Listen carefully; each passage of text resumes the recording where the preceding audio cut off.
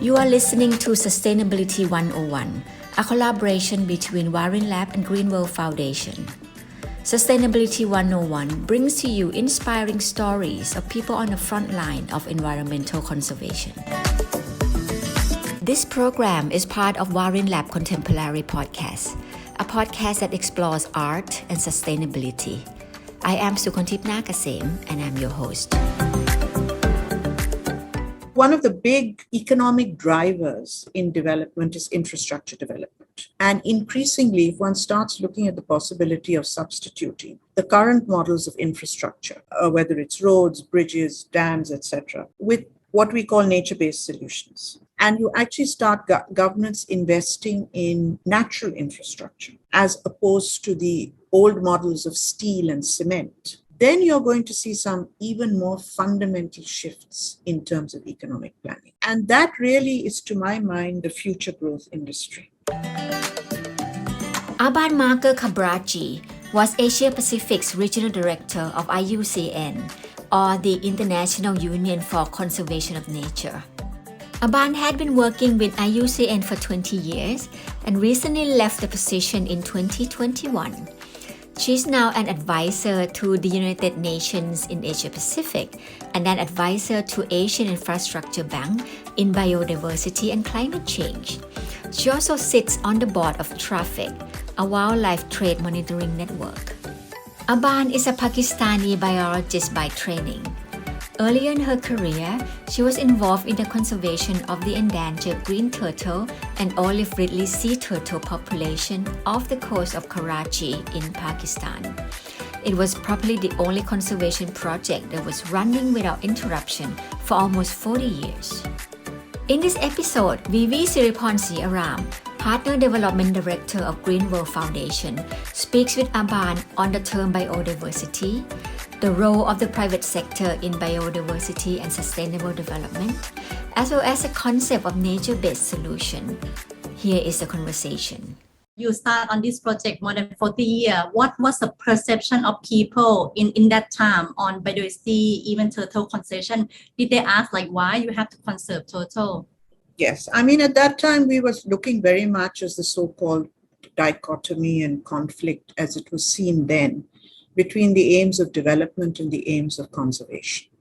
At that time, there was a very strong sense in most human beings that you had to make a choice, that either you had to develop at the cost of nature or you protect nature at the cost of human development. There wasn't the kind of thinking that there is today, that there should be no conflict. And in fact, we now know that if, as we have seen with the loss of biodiversity and the impact of climate change, you neglect nature and you abuse nature, as we have done over the last many decades, you end up with far worse results and impact on human beings than if we had taken care of it right from the beginning and understood that we needed to be in balance.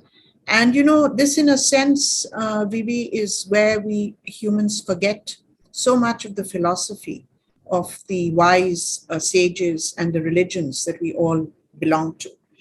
Buddhism teaches you about balance. Buddhism teaches you about moderation. But so much of that is forgotten in the context of modern living. And that's true for all religions. But apart from that, just in terms of the culture and the values of our grandparents, of the generations before us, and nobody wasted things. Conservation was a natural thing. Recycling was natural. This has all come very much as part of a kind of materialistic development model that emerged sort of after the 1950s.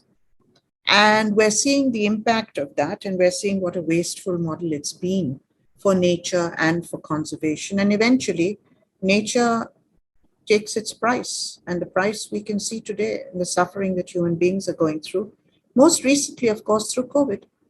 And COVID is a clear interrelationship with the misuse and the abuse of nature through the illegal wildlife trade, through farming, through the farming of wild animals, through agricultural practices, which are really not sustainable at all. I think it's very interesting that you mentioned about the religious and how we have consumed by the materials and causing the turtle eating the plastic because they thought it was jellyfish.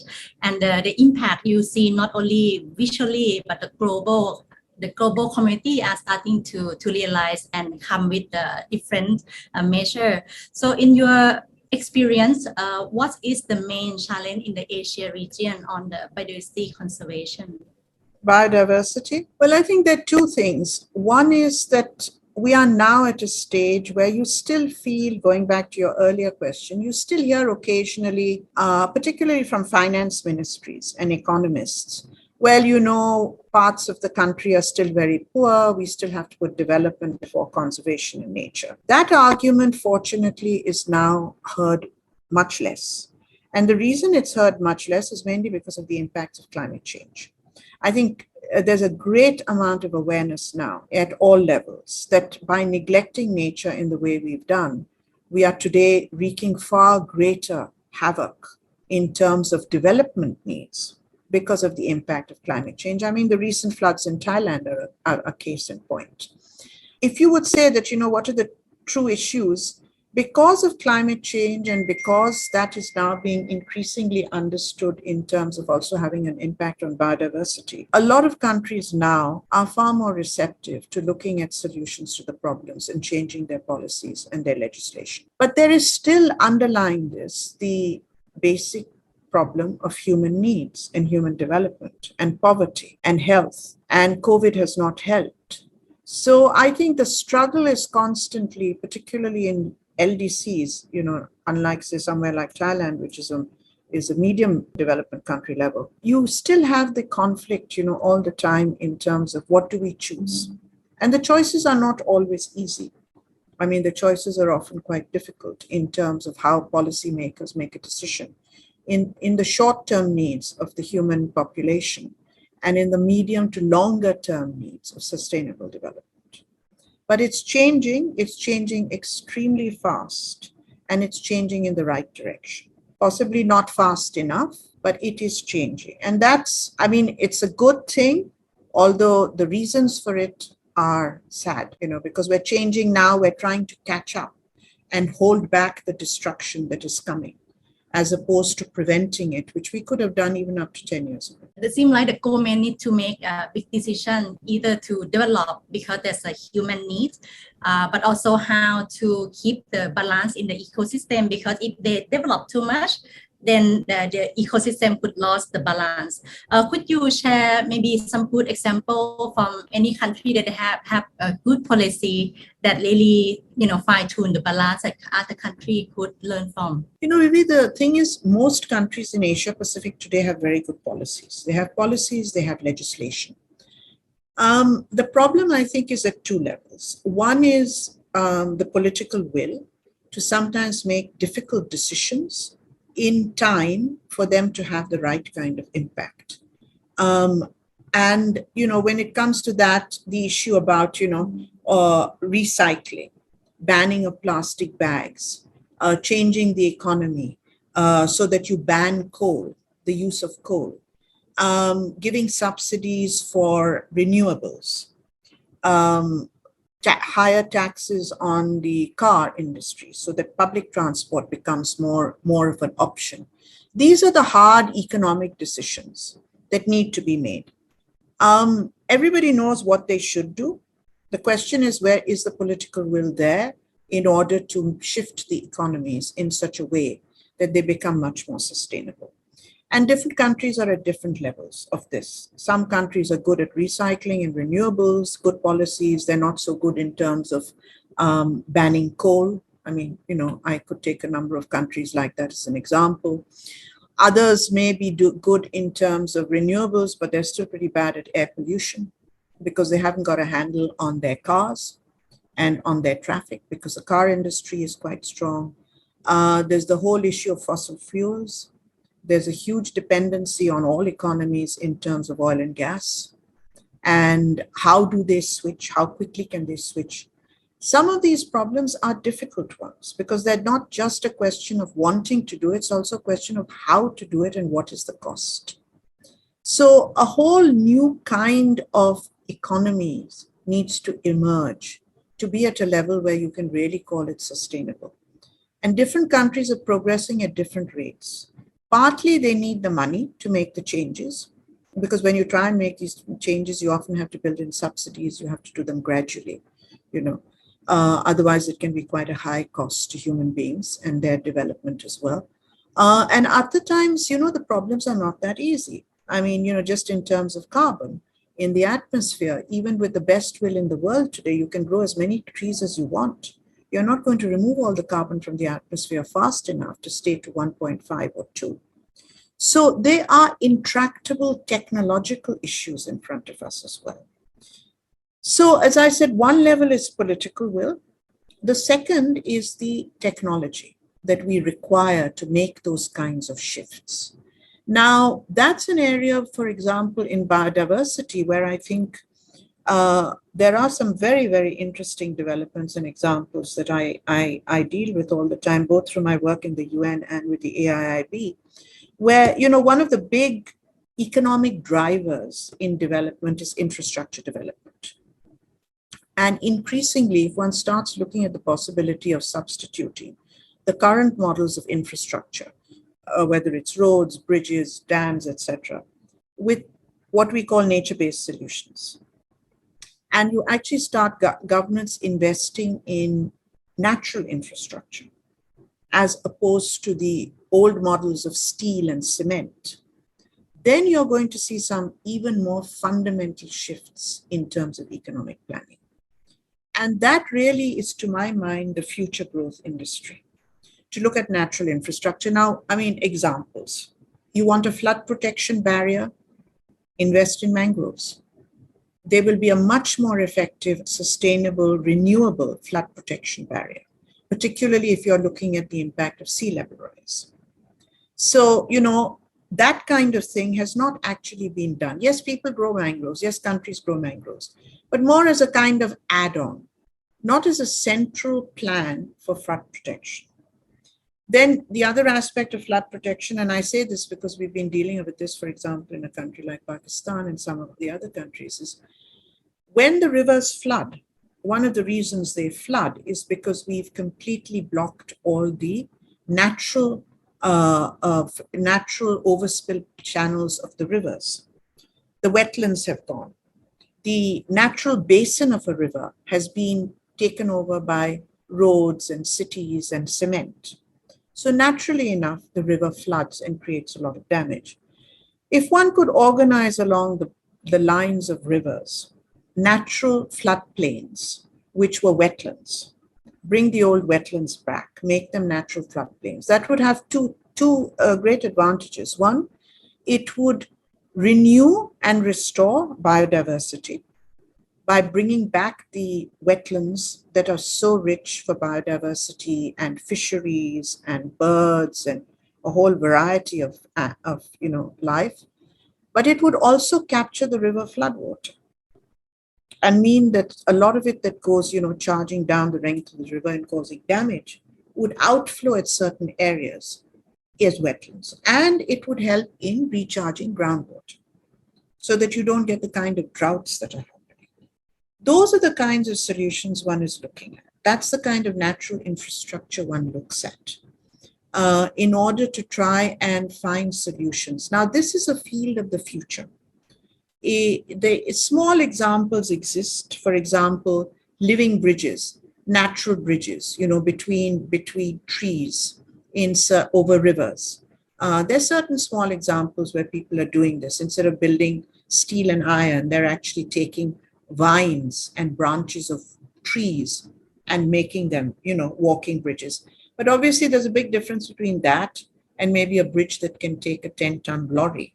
So that's where you go to, the technology. How does maybe one combine solutions? But to me, this is the big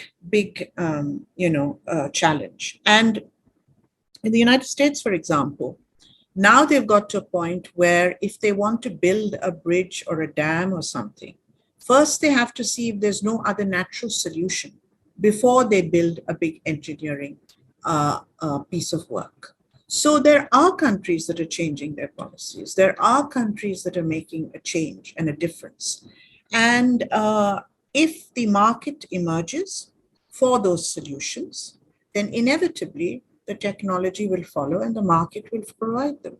So the idea is to, work on that kind of policy change and banks to give loans for that kind of natural infrastructure if a country asks for it. In your opinion, what is the role of private sector in addressing this? As seems like that the global community, they are trying to change their company policy to reach the carbon neutral targets as well. How we can find the linkage that all these commitment could benefit the biodiversity conservation? To my mind, the long-term solution or even the medium and short-term solutions are bringing in private sector money. Ultimately, governments always will have priorities to do with what is needed for their political agendas. And that will have to do with short-term needs, education, health, some crisis of the other. And if you look at the kind of money that moves around the world at any given point, it's not in the hands of governments. If you then look at what kind of funds are available for environment, biodiversity, climate change today from the multilateral system, from the multilateral development banks, it's still very small compared to private sector money. So, you've got the Global Environmental Facility, you've got the Green Climate Fund, you've got what the multilateral development banks like Asian Development Bank, AIIB, the World Bank, etc. fund. But that as a quantum is still fairly small compared to what private sector holds. So it really is going to be a need to bring in private sector, not just so that their CSR is compliant with biodiversity and climate change policies, not just that because the government legislates it, they have to do net zero, but also because, frankly, I think it's a good investment opportunity to be really looking at a whole different way of functioning, where recycling, where you have feedback loops, where essentially nothing goes to waste, where you have supply chains that, work in a what you call a recycling economy, if you like. That's the kind of thing which I think is the new frontier for so much investment. It's just that, again, the private sector has to see how, it has to see where, it has to see the technology that would work for it. And so it's still a long way before we get to that point, but that's no reason why we shouldn't be aiming for it. That's really what you want as a sustainable world.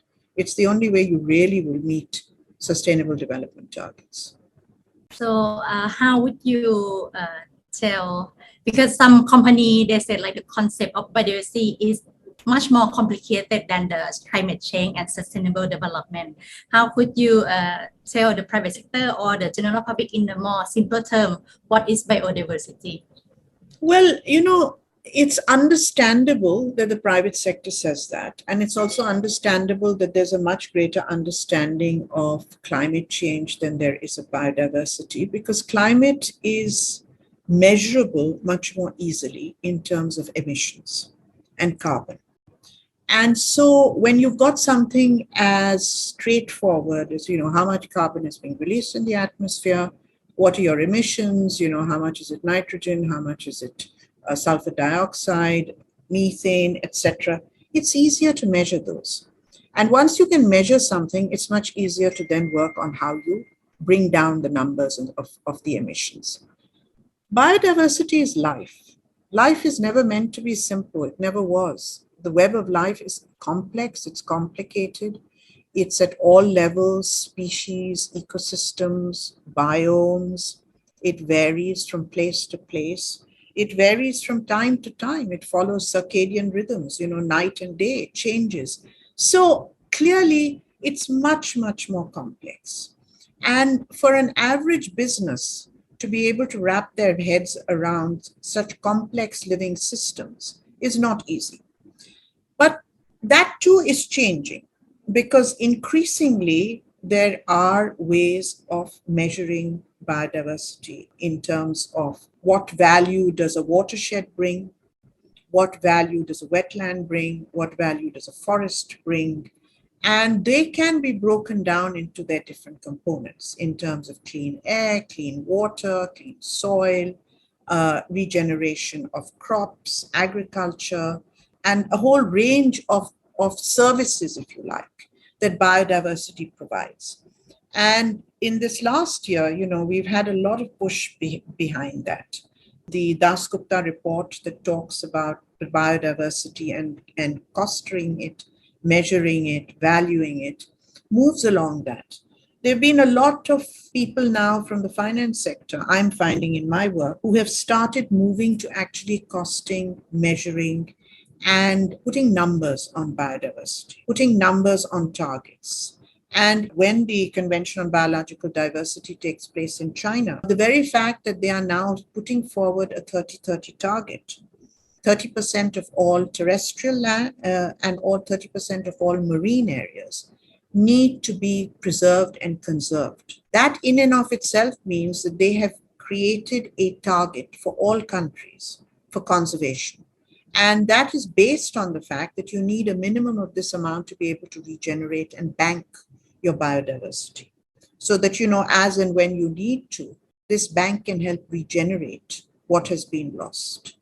So it's a question of taking companies along, giving them whatever they need in terms of education, showing them how to reach out, where to get the resources, where to get the knowledge. But most of all, making them understand that all biodiversity is life. It's as fundamental as that, it's as complicated as that, or as simple as that. It's a big word for what is really a very simple concept, nature. That's what biodiversity is. And what do you think about using the endangered species as a flagship to conserve ecosystem? How we can do that, and which species you think that could provide a good example? Well, I think the endangered species basically tell you, they're the red flags. They tell you life is in danger. This particular species' life is in danger. It may not exist. That's why it's endangered. It's gone beyond a certain point where its population can be left alone to survive. It needs protection.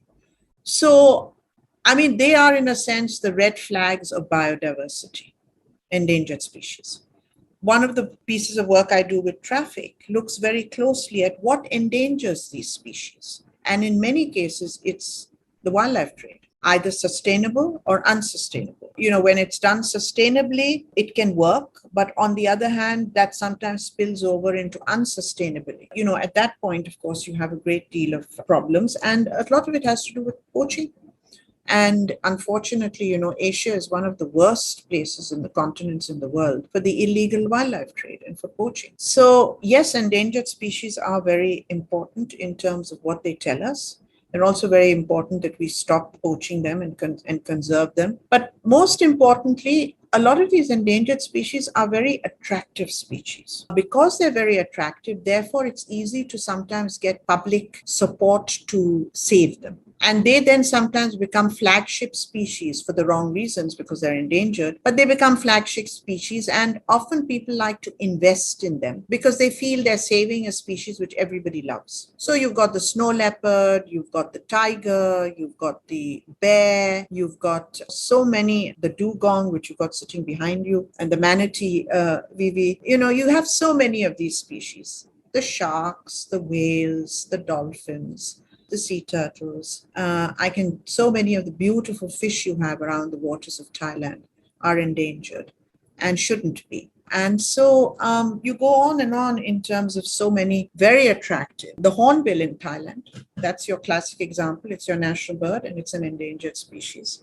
A beautiful bird. There is a sense of these animals and plants, there are plants, orchids, number of orchids that are endangered. These animals and plants not only represent how we've treated life forms in a way to put them in an endangered status, but also they remind us of the beauty of nature. And by speaking and showing the beauty of nature, that does tend to create a certain emotional response in human beings. And that is really what one speaks to when one tries to get companies and countries to protect a particular species.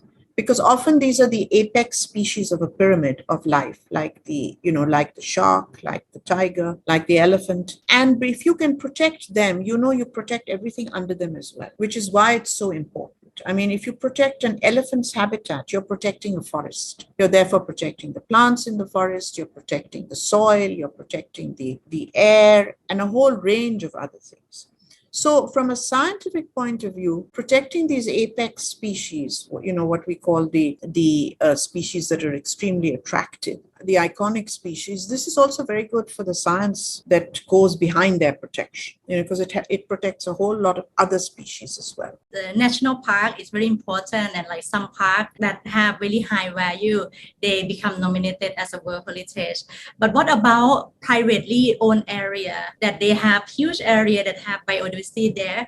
What is your view and maybe action that needed for encourage the landowner, how they can do better with their land to serve biodiversity target? Actually, Vivi, that's an area that I'm very interested in, because I do believe that, this whole philosophy now that we are seeing in the West of rewilding, I believe that the real potential for that is on private lands. The more we can bring that into Asia, the better it will be. And what is quite interesting, of course, is that if you go back in history, again, I'm talking a few centuries, when at that time large land holdings existed through kings and royalty and, nobility and landowners. And it was not used for agriculture. It was used for hunting. They were their private hunting reserves. Now, those areas were often the richest for biodiversity. Now, as time has gone on, a number of those areas, for example, in India, have been converted to national parks because they were so rich in biodiversity. But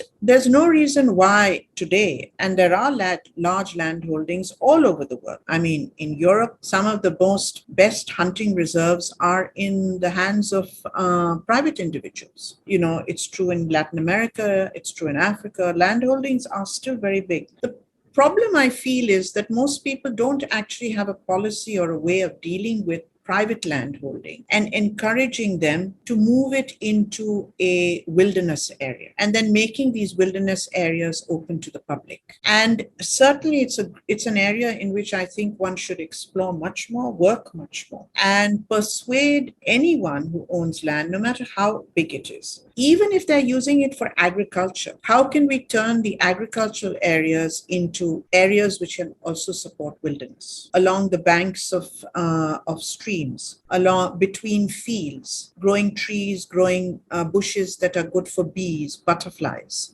Just simple things like that.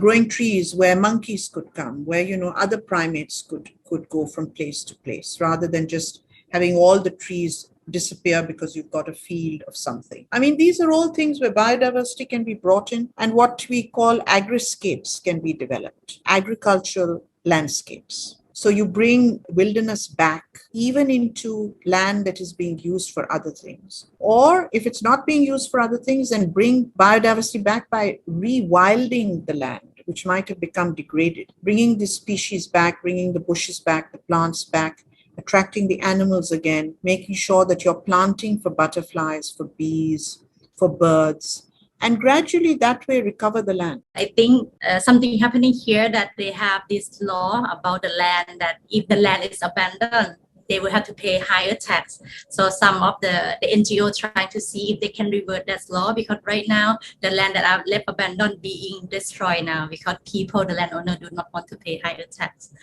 I know about that, Vivi. I've seen it happen in Bangkok. Land which was left and was beautifully wild areas, trees, bushes, shrubs, wetlands, is just being cleared, and they're putting, banana trees in. To my mind, it's a very damaging policy for biodiversity, because if, on the other hand, they turned it around and they gave the landowners an incentive and said, if you can keep this land as wild wilderness areas and let it become part of Thailand's 30-30 target for biodiversity, then the government would get credit for that, and the landowners incentive would be to keep the land wild, which is far better from Bangkok's point of view. The wild land is helping clear up your air, it's helping your rainwater, it's helping your groundwater, water, it's helping your flood protection. So that's really something where a policy needs to be changed so that it can be seen as land being put to a productive nature-based solution, as opposed to being seen in the conventional sense that if land is not being used for building or agriculture, the land is not useful. And that's just not the way modern thinking is. Today's thinking is that all land, if it's wild, is very productive. And in fact, some cases more productive than agriculture or built land. But that's a mindset change that needs to come in. So, I would completely support what you NGOs are doing. You're on the right side. Could you share with us, if our society really want to achieve this sustainable development goal, what they should do to ensure that biodiversity is also integrated in their development? I think one thing, Vivi, is make sure that you speak to your representatives in Parliament and bring them on board, make them understand why it's important, all the things we've spoken of before. Ultimately, the political process has to make the change. And the political process depends on the citizens of a country to convince them that this is a priority. So it is important that the voices of the Thais say to their politicians, this matters to us. This is important to us. And it's important for all the reasons that we've discussed. And that's how policy begins to change. So I think the political process is extremely important. Engagement on the political process is important. As part of that, you bring the media on board and you get the media to continue to support what you're saying and doing. You get the scientists who are basically able to make the case and explain why it's so important. And that way you join up different parts of society in such a way that biodiversity, like climate change, becomes a central tenet of any kind of sustainable development. And then, of course, that helps in terms of, Thailand meeting its targets, putting forward its agenda at the big global convention, showing that it's leading, showing what it can achieve. And ultimately, it's to the good of the country. It's ultimately to the good of the citizens. No individual benefits from this, but collectively, everybody does. We have learned so much from you, and we hope that the audience also enjoy and inspired by this talk as well. Thank you for sharing with us in today's episode. Biodiversity conservation and sustainable development will continue to be confronting issues that we have to work together to resolve. Please join us for the next episode to explore ideas and solutions from inspiring people. Thank you for listening.